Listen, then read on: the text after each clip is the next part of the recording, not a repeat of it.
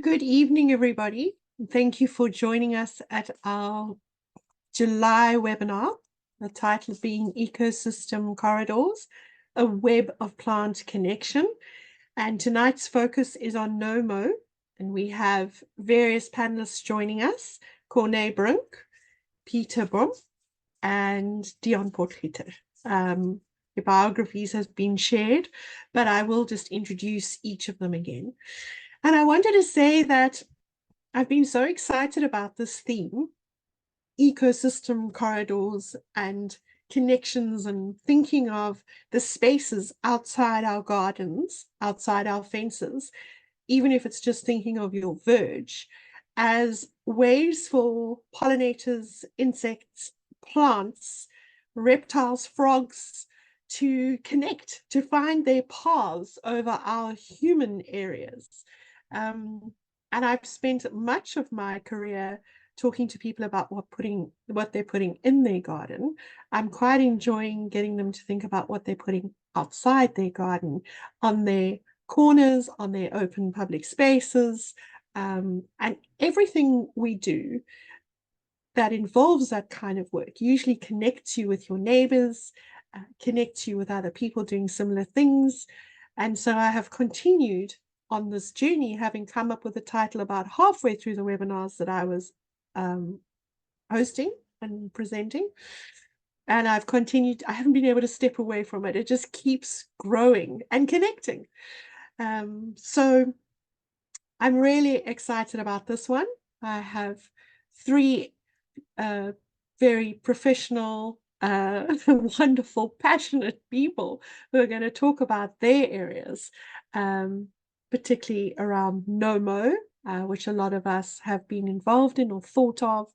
And so I'm very pleased to introduce our first speaker, Corné Brink. Corné and I first met at the George Botanical Garden.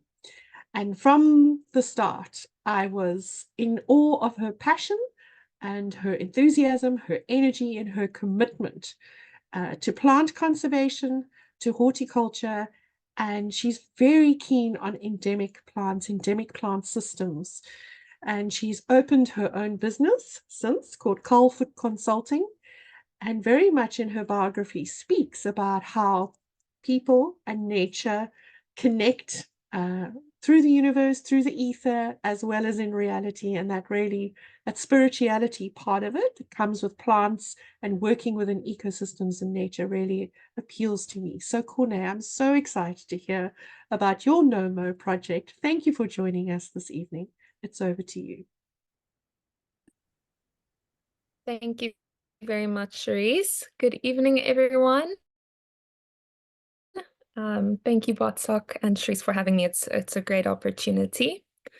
So I'm going to present our NOMO project in Berrydale. Thank you. Next slide.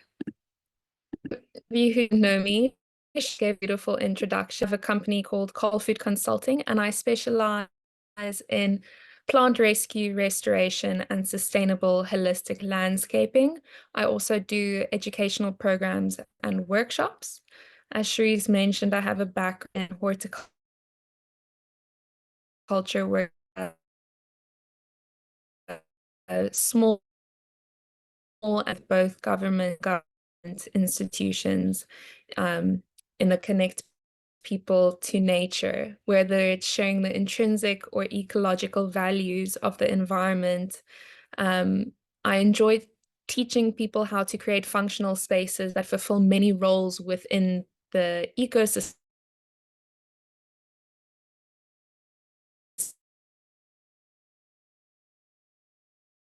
Corné, you're just breaking up. You'll have to... And system as well. So culture, give it a go again. Yeah, I'm so sorry. If you could just repeat, sorry. No, it's fine. Go. Shall I start from the beginning? Just introducing myself? No, just this slide. You can just do this slide. Just this slide. Yeah, so Colfoot Consulting, I specialize in rescue, restoration, and sustainable holistic landscaping. My background in hosting tree planting events and working within the botanical garden facilitated me to collect both government and non-government institutions, small and large projects across the garden route. So my passion is reconnecting with people with nature, as Cherise said, and sharing the intrinsic and ecological values of the environment through creating functional spaces that fulfill many ecological lanes.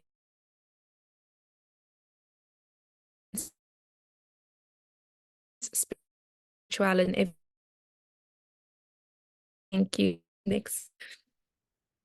So the I'm presenting is a conservancy, the IUCN and the ICCY small grants, and it's to create a safe home in the Hayes River for the Trudeau red fin. The critically endangered fish species, and is one of the few critically endangered fish to be found in a river running through the town. There are 3 elements to the project, and if you go to the next slide, then you'll see that my role was to implement restoration along the river and create a functional display garden that is accessible for the entire community. Thank you. Next slide. So the site that we chose was the Barrydale Caravan Park with an existing botanical heritage garden right next to it. We had public open play where the community of Barrydale got involved. We had girls come, the Khoisan people baked us some roosterkoek, and we also had educational workshops and team building. The concept of the display garden is to overarchingly educate people on water-wise gardening, how to use indigenous plants instead of invasives, and the impact that natural vegetation has on water within the ecosystem. We divided the site into 4 different zones based on field assessments, input from local botanists, and the funders' requirements. And they are the ecological restoration zone, medicinal and useful gardening, indigenous tree rehabilitation and picnic area, and then the no-mow zone. And the no-mow and natural regeneration zone flow in between those other 3 areas and kind of bring the whole display garden to a nice piece. So you can go to the next slide for me, please.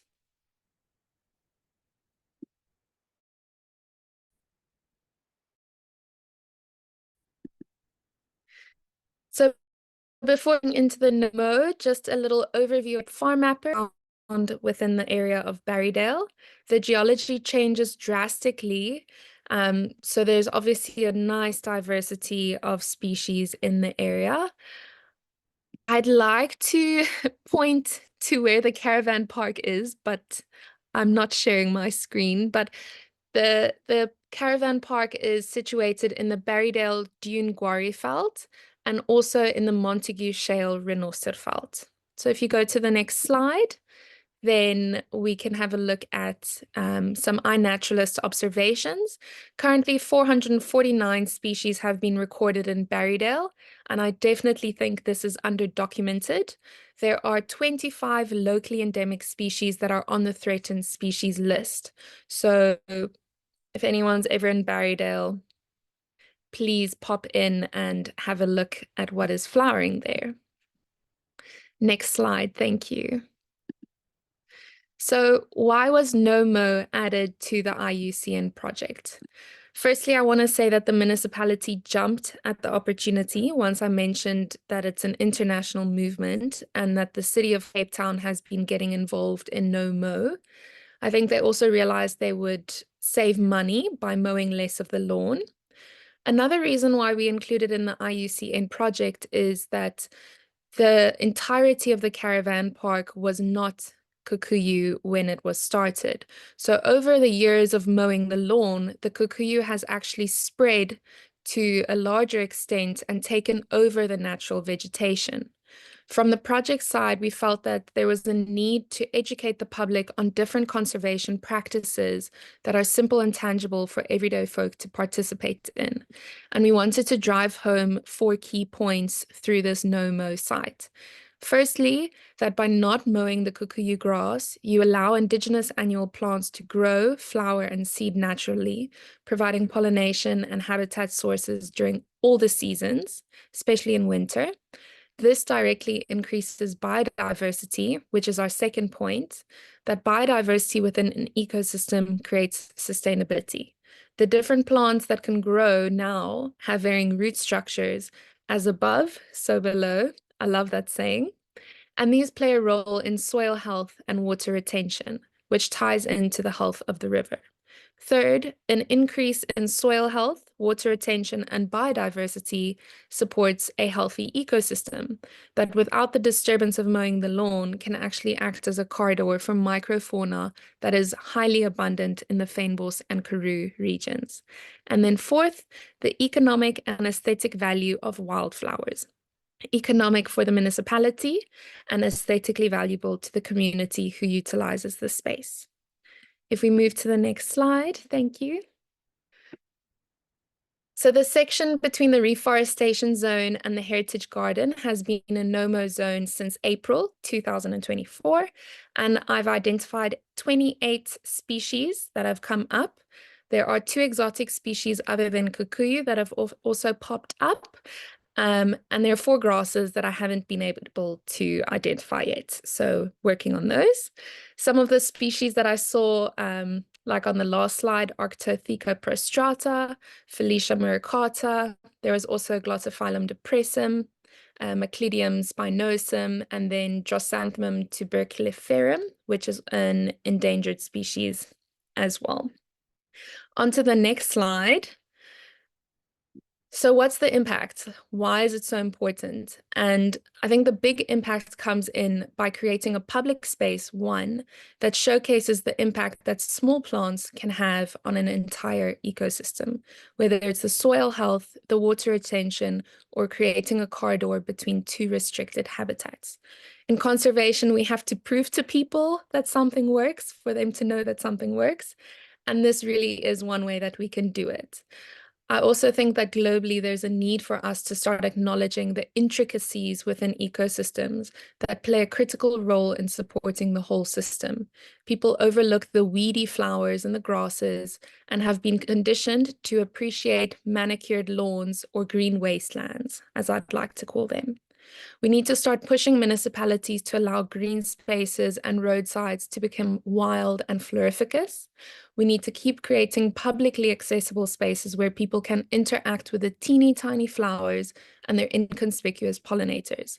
Without connection to these spaces, without connection to these small plants, if you're not a naturalist, you're not exposed to the value of these plants. I think with this no-mow zone that we've created, people will be able to start visually seeing the results that a simple action like not mowing the lawn actually has on the regeneration of indigenous seeds. We can go to the next slide. So conservation seems like a big problem. Globally, locally, something like climate change is unreachable and unchangeable.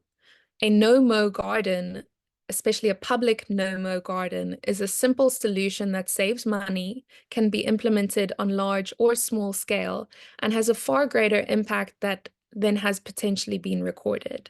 By allowing the natural felt to thrive, we can support an entire river ecosystem and all the plants, animals, fish, and even the people that are dependent on it. My experience in the Fynbos and Afro-Montane forests have proven that indigenous seed is strong and that the existing seed banks are resilient and regenerate exceptionally well once the conditions are right. Furthermore, as we move towards a future of carbon credits, sequestration, and biodiversity credits, this might be a simple way for municipalities to actually tick those boxes. And I'm not saying they should, I'm just saying that they could adopt these practices as well.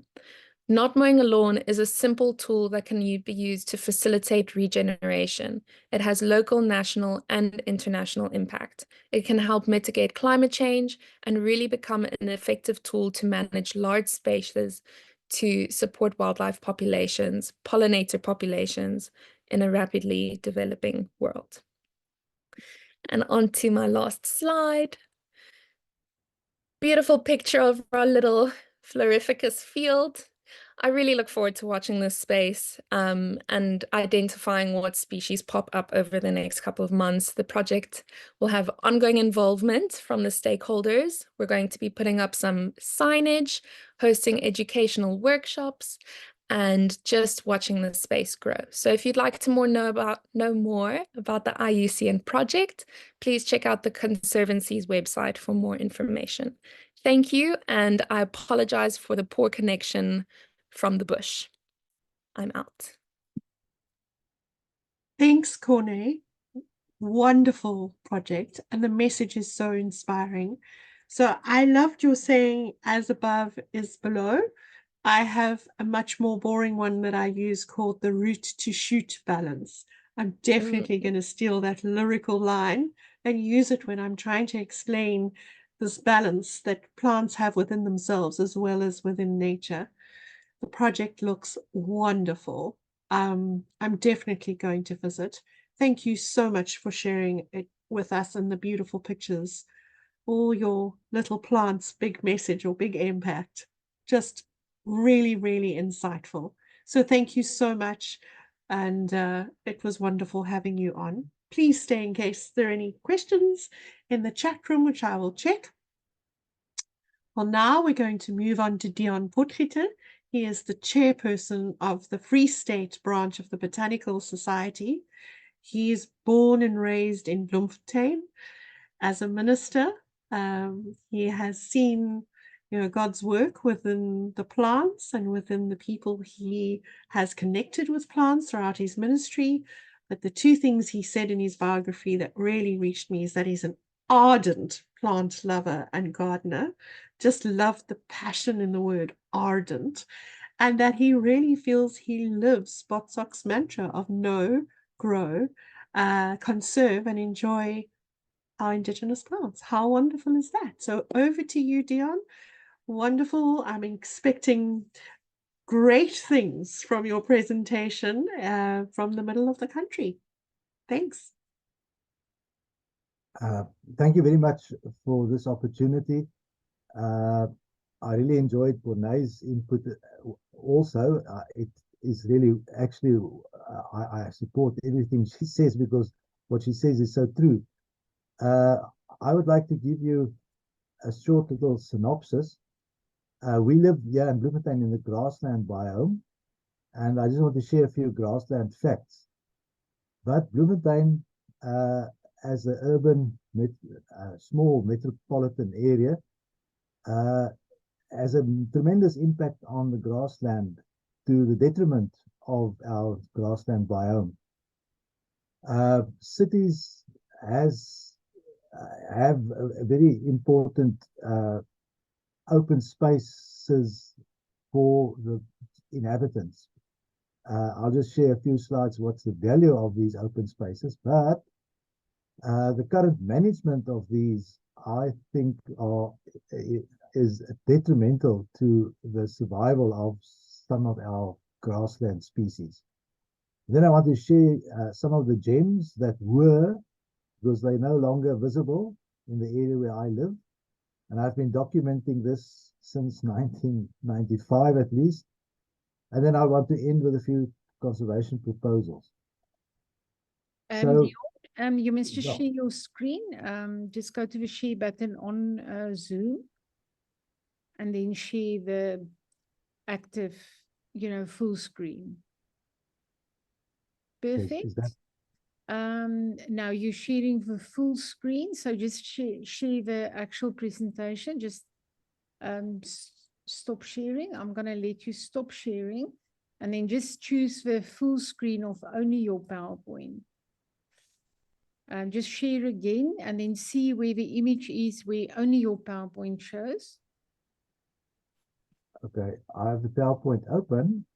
I know, but you must just, if you click on the green button on the bottom of Zoom, and then it opens up different options. You will see this desktop, but underneath they should show your PowerPoint in full display. No, not that. That is perfect. That's perfect, Dion. You can now proceed. Yeah, but I can't see it now. Okay, is it now right? Yes, we can see the PowerPoint. Are Okay. you able? Okay, Okay, yeah. that's the biomes of plant life in South Africa. As you can see on the map, we are in the grassland area, that light greenish, yellowish area. And that's the grassland area. Finally, a bit more specific, and the dry Highveld grassland is that yellow area in which Bloemfontein and a large section of Free State is situated. So that's my home, but it's very underappreciated. That's a rainfall chart, and you can see our rainfall area is that dark gray area, which coincides then with the dry Highveld grassland.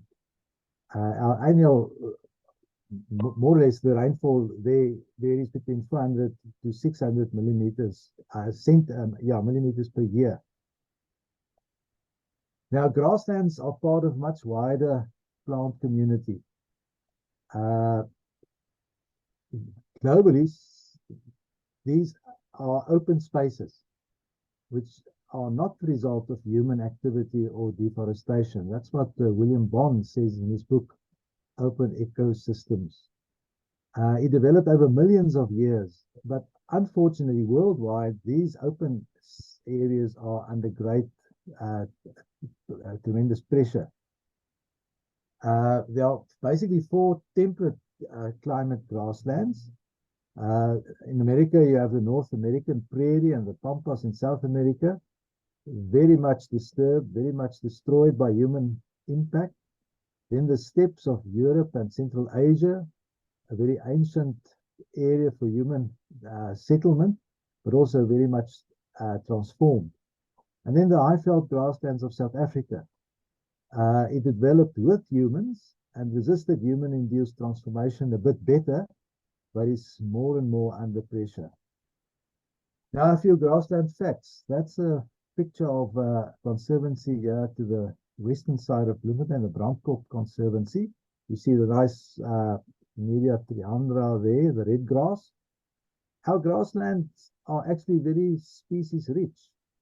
There are about 4,000 species in our biome. And if you compare that to the whole of Switzerland, for instance, which only has 3,000 species, and Sweden only 1,700. And then very interesting, our grasslands are very rich in species.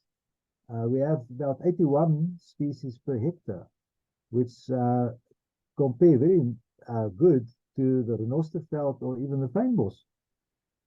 And only 1 out of 8 of plant species in the grassland are actually grasses. The others are other forms and bulbs, etc. 30% of the endangered butterfly species are grasslanders. And 30% of our 54 endemic amphibians are also in the grassland. And 44 of our endemic mammals are grasslanders.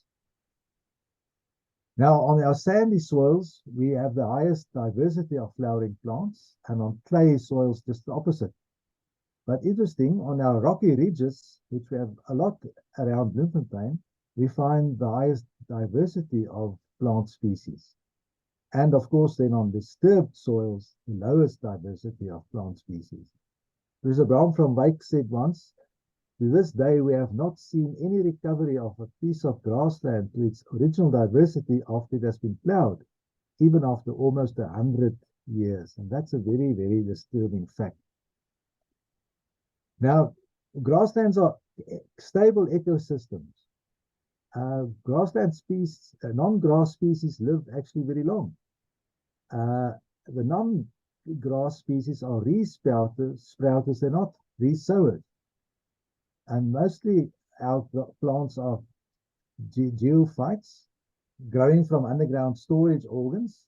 Very good survival strategy to cope with fire, to cope with cold, to cope with drought.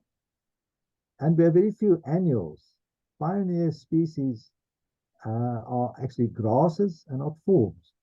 which tells us that the grasslands have never experienced over millions of years a form of destruction that one can compare with a plow or human settlement.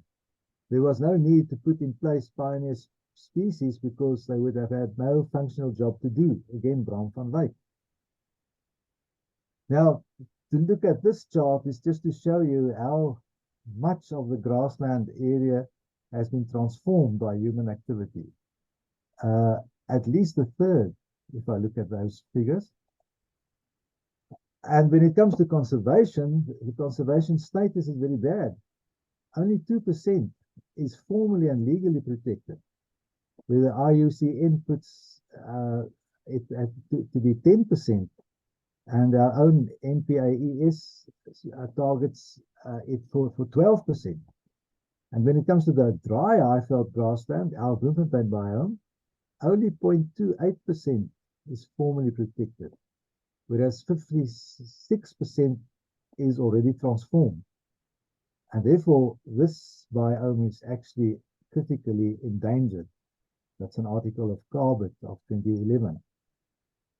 Now let's look at Bloemfontein. There you see a little remnant of a vanished grassland. We have a very unique veld type on the northern and western side of Bloemfontein, the Bloemfontein Karoid shrubland. But unfortunately, it's for sale now.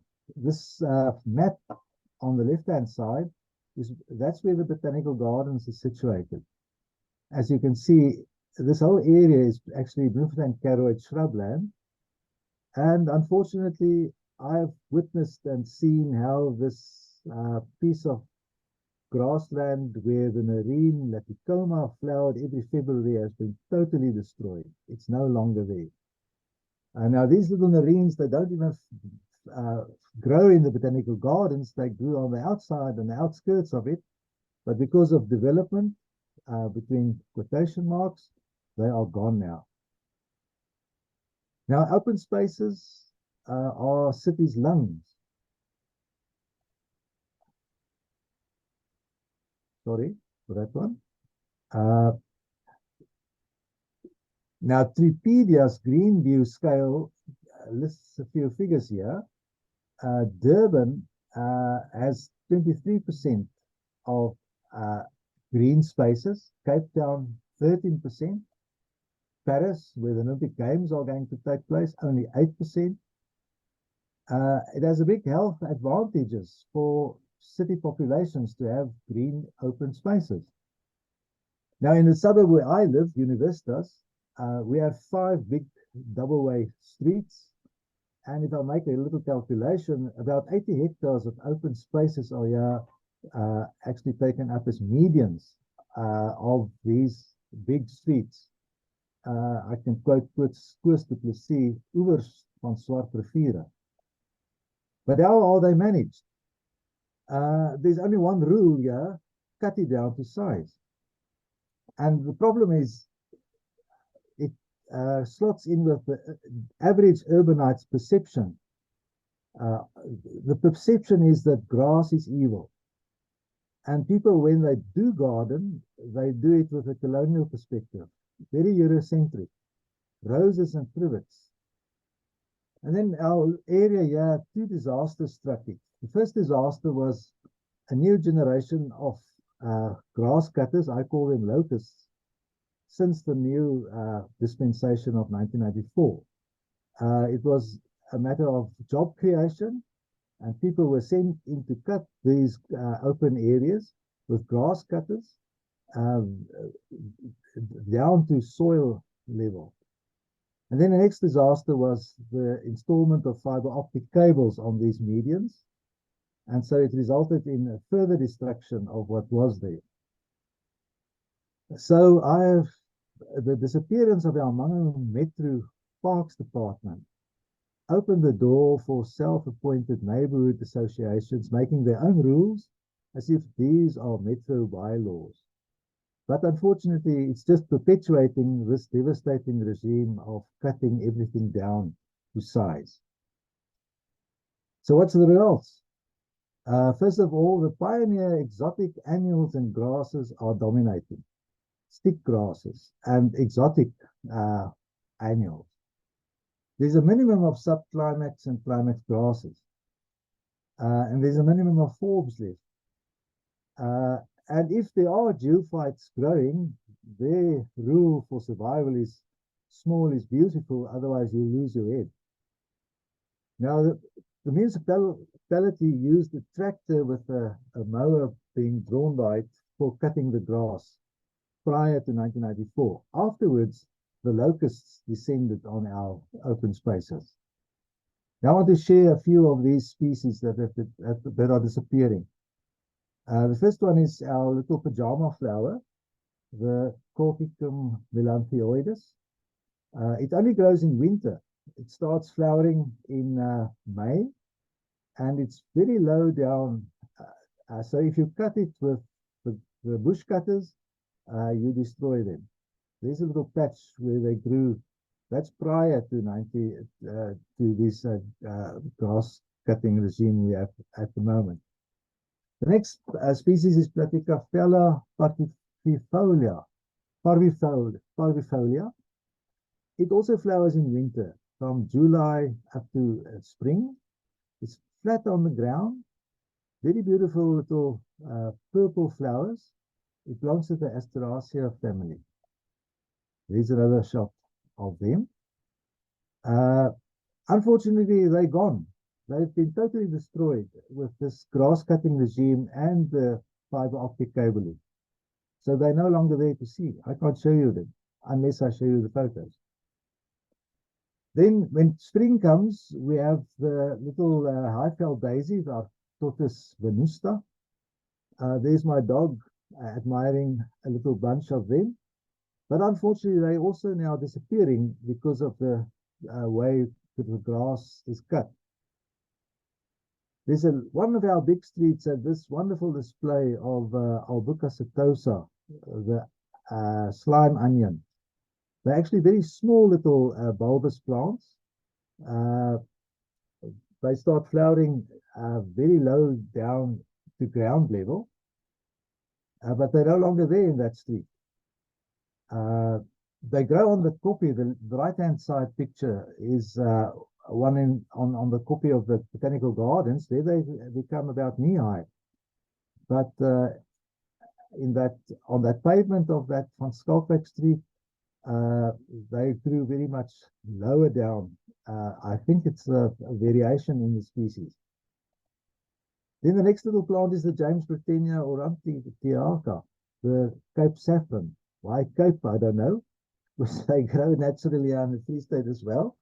Also a very small little plant, beautiful orange, saffron-colored flowers, but very low growing. And so when people cut them down to ground level, you lose them.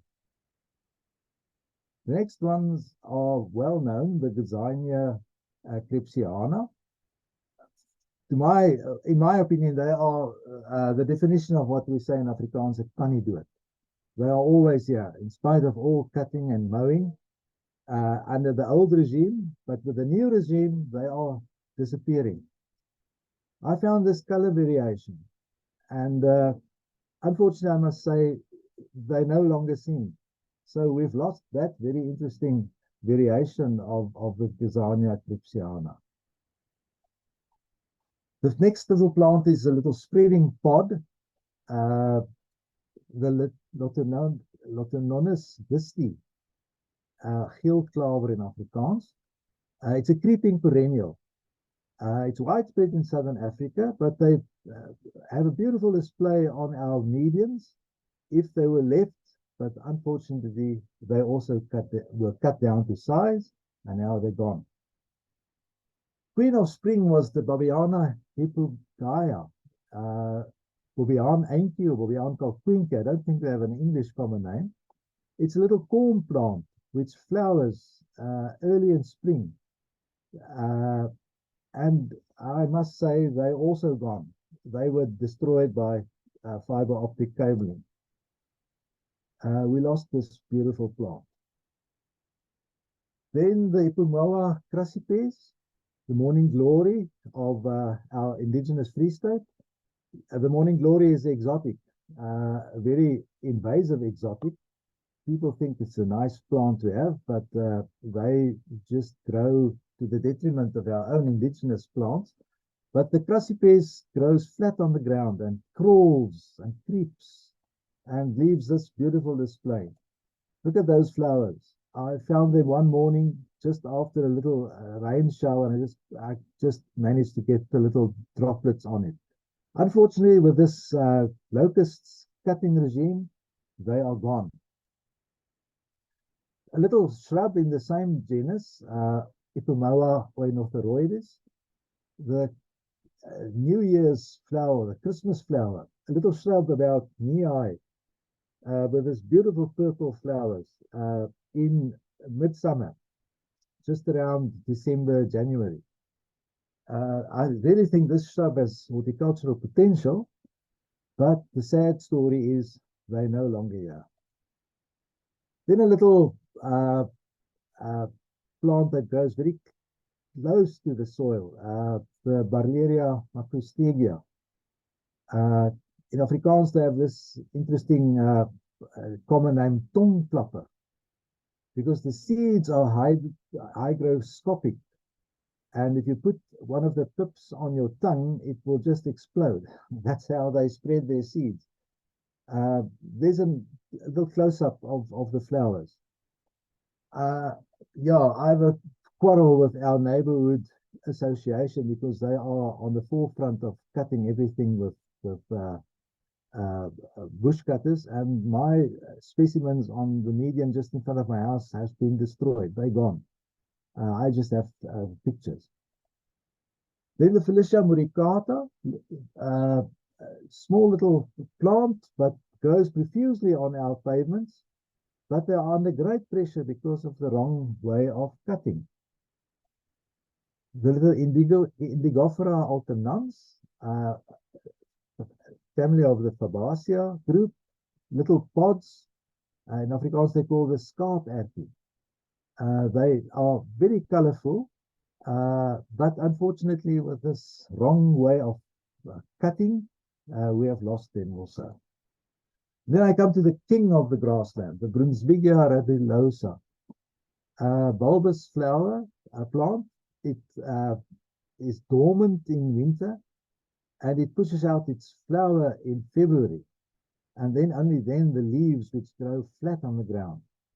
I found this one in the middle of Paul Kruger Avenue, which is one of the busy streets in our area, flowering wonderfully. But after fiber optic cabling, it's gone. That's two photos of the university close to the library, and I managed to find them flowering one February. In spite of all the lawn cutting, it's just a way to show how resilient our grassland species are.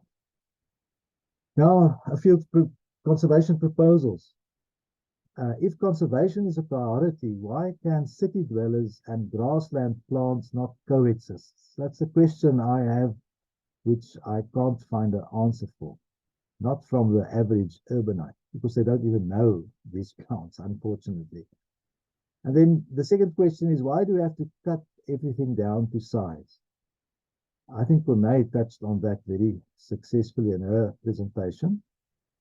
Our grassland species are resilient, but they need a better management regime to give them a survival chance in our urban environment. The local authority has to designate certain spaces within the urban area as no-cut zones during the growing season. And when other spaces have to be cut down to size, because sometimes grass can be obstructive for traffic, I agree to that, but then you have to cut them down not lower than 10 to 15 centimeters above ground level to give these other forms a survival chance.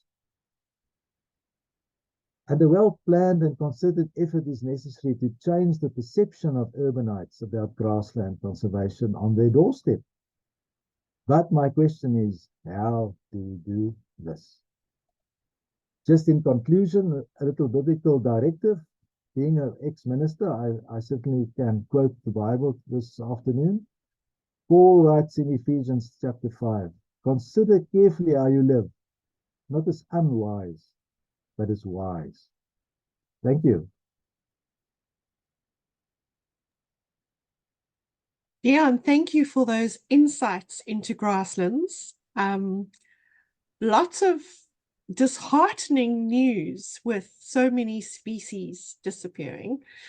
I think I'm going to put you in contact with some no-mow initiatives in Cape Town where they have managed to convince the municipality to not mow, so that you can have some actions to follow with your local municipality and hopefully have some greater news, some better news, some more positive outcomes to all the species that you do not see on your patches of wild grassland any longer. Yeah. But I enjoyed the international viewpoint of grasslands as well. Thank you so much. Please check the chat to see if there are any questions for you, and then you can type your answers. And I appreciate you coming to present with to us this evening. Thank you so much. And Peter, it is now over to you, Dr. Peter Brom, who has a PhD in biological sciences from UCT. Peter's message is going to be a little bit more surprising for everybody, which I can't wait for her to share. I must just, it's very difficult to memorize a biography when it's filled with such quirky quotes. I'm going to read some of it, if you don't mind. Please forgive my reading. But her dissertation is titled Monkey Beetles on the Beat, monkey beetle assembly along the urban environmental gradients and landscape management practices to support them. But even better was her M, where her title was, it was in environmental and geographical sciences, also from UCT, but it was titled There Might Be a Frog in McElligot's Pool.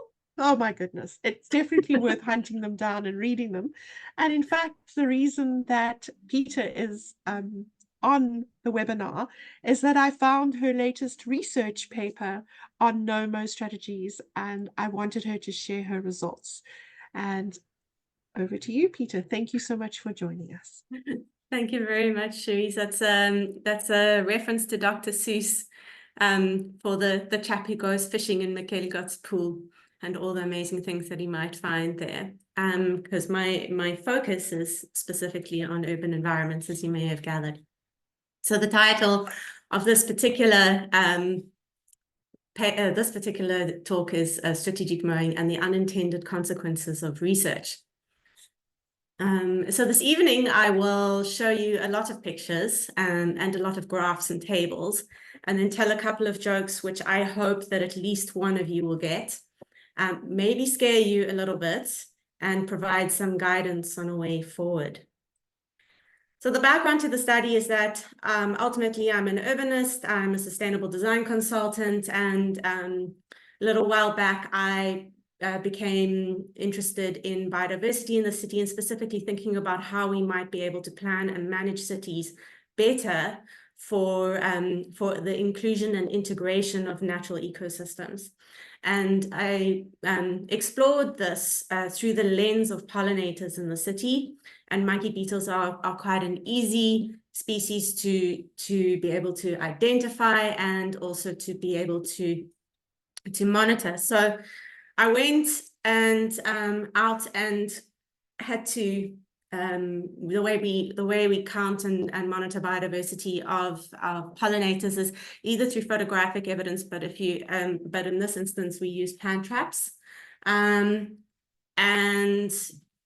then I visited 142 different sites across the city of Cape Town in order to take in the full spectrum of different land uses and environmental gradients to get a full sense of the patterns. And because I was looking at pollinators, this also meant that I had to survey flowers, because your local habitat, your local flower community structure has an influence, and turns out has almost the greatest influence on your pollinator community structure. So surveying flowers I then noticed that in springtime, so my survey methods were to go twice in spring, first in September or August, September, and then a second visit in the second half of spring towards early summer, in October, November, December.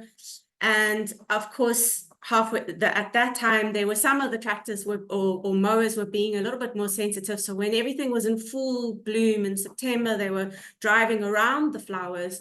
But the following month, when I returned, they had mowed everything down. And I think the one day I saw a patch that I'd been particularly enthralled with, that had been mowed down, and I said to myself, but these flowers have not started seeding yet. So these geophytes, these very special endemic plants that I was seeing coming up in park lawns and in road verges, even when we were leaving them, we weren't allowing them to finish their reproductive cycle. And I thought, what is the point of that? And so I asked the question, how long would we really need to wait for the spring flowering season to conclude if we were to stop mowing? What would happen if we did not mow at all? It was a sort of side question that came out. And can we develop a decision tree for responding to different environmental conditions, which sort of came out in my discussion and results. And then I went and I counted flowers in their different phenophases, which are the observable life cycle stages throughout the reproductive cycle. So quite literally like a total loon, counting them all. And I used this field observation sheet to do so. And here are my 9 parks where I counted them on a weekly basis across the entire season for 2 years in a row. And the reason that you'll see these 2 kind of areas is because there's quite a big temperature gradient across the 2 different environments. I think it's up to 16 degrees different between the 2, but generally it's about 5-6 degrees that we see on average. So then we took all that data and stuck it into a fancy statistical model that estimates full season. It's called the Underhill Zucchini Molt Model, which was originally designed for birds and molt to be able to estimate their mowing season. There were approximately 20 species that had enough data for us to be able to use them in the model.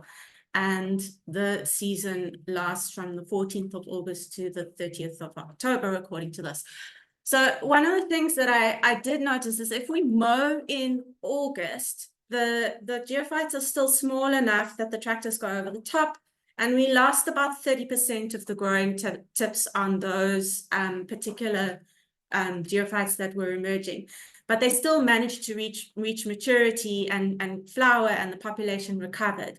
So allowing mowing sort of in the first half of August still was okay. But if they came and mowed in September, we lost everything. There was no recovery from that population.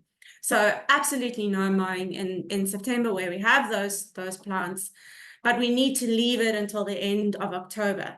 Now I just want to go back quickly because I have here Bayometra uniflora.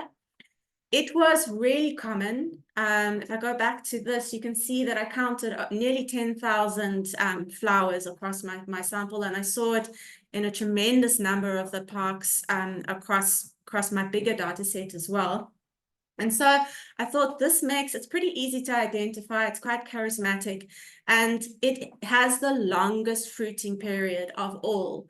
So it was the last one to split open and start dispersing. And I thought this makes it a good indicator species for those community groups that are more involved. We can have the kind of Bayometra has announced the end of the spring season, and I had this fantasy that we would have a festival where we were all ready to begin mowing again, and we would line up at the side of the road and rev our mowing engines and get excited about it, and the mayor would cut the ribbon and announce that Bayometra has said we can mow again. So then just on the broader data set, there were about 122 sites that were good data. This Nortia had been mowed recently, so there are no flowers to count. But the vast majority of my sites had sort of up to 4 4 different flowering plants that I could count during the spring season. And they were sitting in this group over here. And these kind of usual became what I consider the usual suspects. And they are the ones with the recovery cycles and the adaptation systems that allow them to thrive in park lawns, despite the fact that we are mowing them regularly. And there are species like Romulia rosea, which I think is one of the most resilient species that I've seen in our parks. And it's the one that I drew the sketch of as well, and became the kind of mascot for my study, as it were. Then I left some of the plots. Sorry, I left, I think, 4 of the plots for a full year to observe what would happen if we didn't mow at all. It wasn't quite enough data to end up into the peer-reviewed paper, but it's treated as somewhat, I'm going to show you, as somewhat anecdotal now. But this one here at Kendall Road in the northern suburbs is actually looking pretty good, in comparison to the state of many of the others that became really overgrown with these invasive grasses. Now, this picture here on the left is it's after 3 months. It's in October at Alpham Common. I'm collecting Aristea africa, not Aristea africa, sorry, Geyseria astera seeds with my daughter. And the wild, just trying to think, it's oats were up above my head. There's another picture I'm going to show you afterwards. And then this is Salisbury, also taken on the 7th of October. There's a volunteer group that has been doing biodiversity stewardship here and has a no-mow suspension, or a mowing suspension during spring on this park. Can you hear my screen? Could you hear the commentary on that video? Yes, somebody's laughing, so that's a yes. So they approached me because they said they had flannelbush, they had Aristea africana, they had amazing things coming up here, but they said we are completely overwhelmed with managing the invasive grasses. And so I visited to have a look there, and they'd been doing hand pulling, and they'd requested that the city come and mow around their protected areas, and they hadn't come. And so my creative solution at first was to make myself a Halloween costume from these grasses. But of course, not everybody is going to be doing that in my style. We need other solutions on this one. So the other scary thing, probably more scary than my outfit, is the phenophases of Echium. I observed that as well while I was busy with my geophytes that we all want to celebrate. And it doesn't really have a fruiting phase at all. As soon as they start going into senescence, they're distributing their seeds, which is radical. And their season also heats up in November. So at the end of October, when our bulbs are coming to the end, the main peak season of what's happening in Cape Town is coming to an end, the Echium is immediately starting to get going on ramping up on that normal bell curve that you would see. And so I felt this growing sense of alarm that when we get to the end of the season, we need to very promptly get out and start mowing in those parks that are being protected for biodiversity, to make sure that the Echium is not spreading.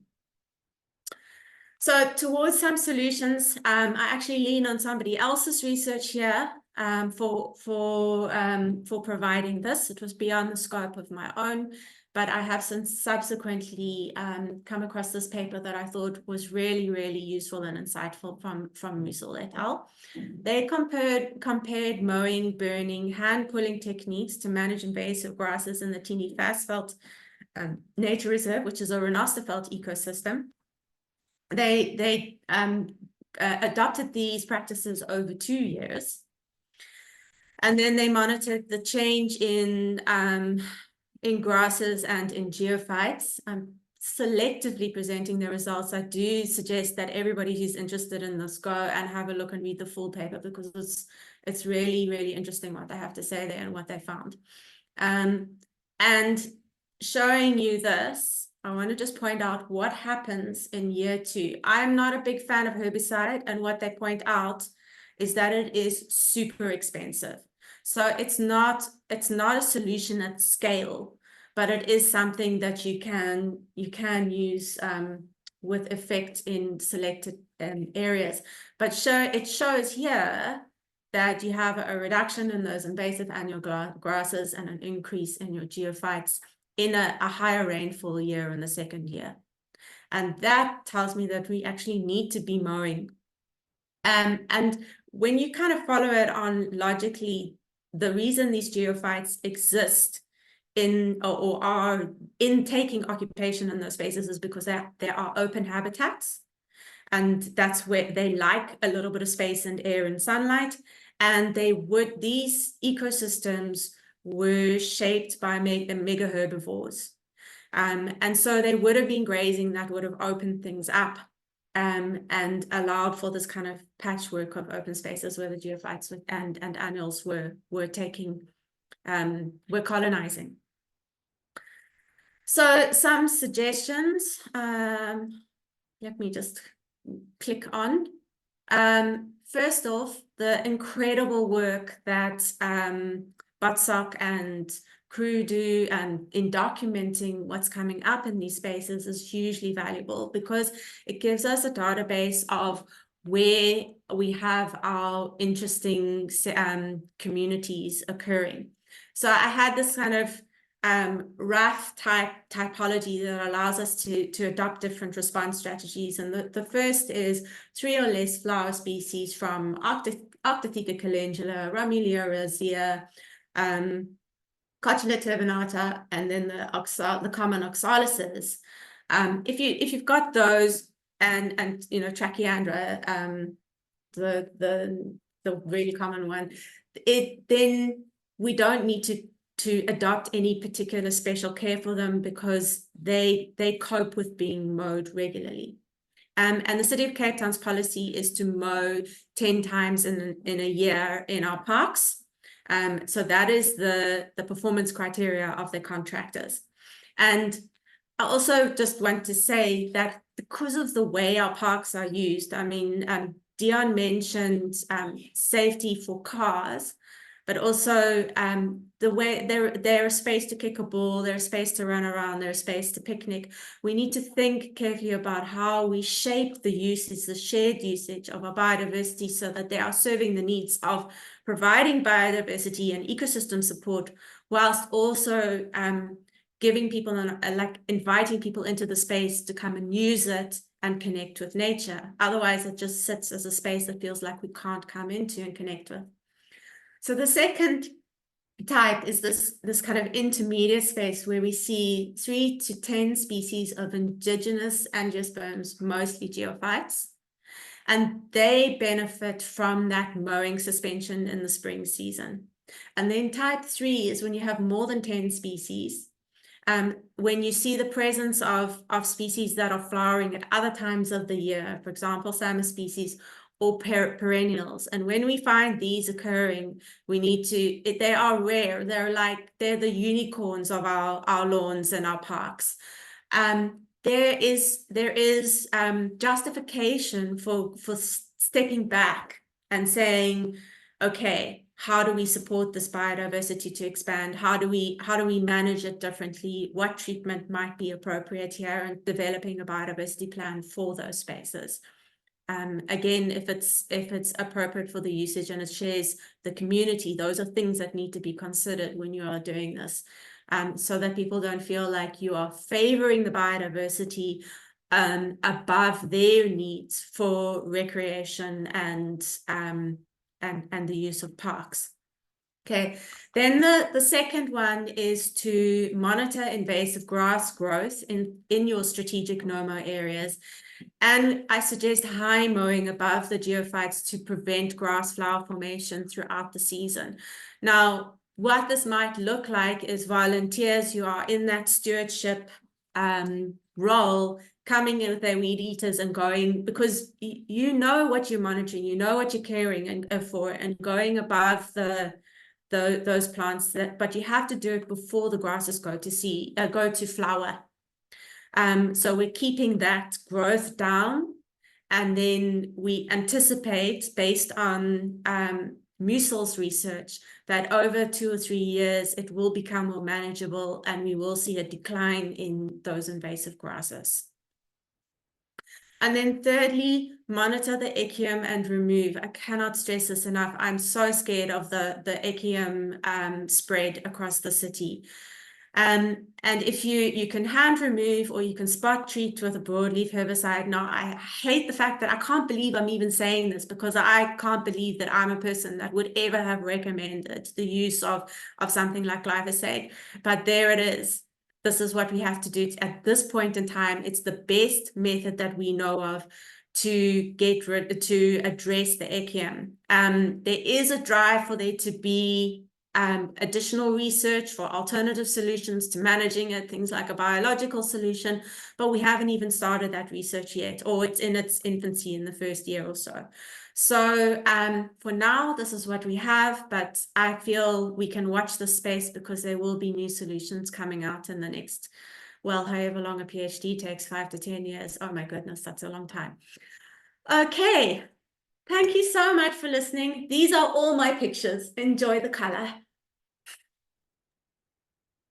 Oh, you can leave that slide on while I speak to say thank you, Peter, so much. And that was what I was, so astonished by, that your research landed up saying, actually, in a no-mow area, you do need to mow to control the invasive grasses. And unfortunately, you're going to have to use some selected herbicide. And, as usual, it comes down to a balanced, informed approach instead of just one idea that you pursue. So I thought your research was absolutely fascinating, and the research that's going to follow from it is going to really help us make these effective decisions around managing these areas that are so special to us.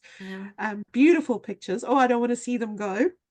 1,000 flowers. I can just imagine you counting and counting and counting. It was a lot more than 1,000. Wow. So I thought that based on something you said, Corné's division of her project space into catering both for people use and the conservation of those areas was a really good balance. I thought that was quite a good point, you saying, yes, conservation is one thing in these spaces, but we have to remember they're there for public use as well. And once again, the message of balance. At the same time, looking to these spaces that are just purely mowed, and there is no balance. It's awful. So we've had some successes in Cape Town, and hopefully these successes are teaching us lessons. Peter, your energy, your passion, your research, your quirky sense of humor, it makes for an absolutely fabulous presentation. Thank you so much for being with us this evening. To all those who have been viewing with us and part of the presentation, thank you for joining us. Thank you for supporting the Botanical Society in the work that they do. And because Grasslands has now led me down this corridor, the subject of grass and mowing and grasslands, I will be following this theme in the next webinar that I host, which will be in September. So that will be the topic, grasslands across the country. Thank you so much to everyone for joining, the questions and the interactions in the chat, the reactions that you have. It really is wonderful to see how engaged we all are on these topics. So to all our presenters, thank you for your time. Thank you for your information, sharing your passion. It was much appreciated. And to all of you, I'll see you again in September. Thank you very much.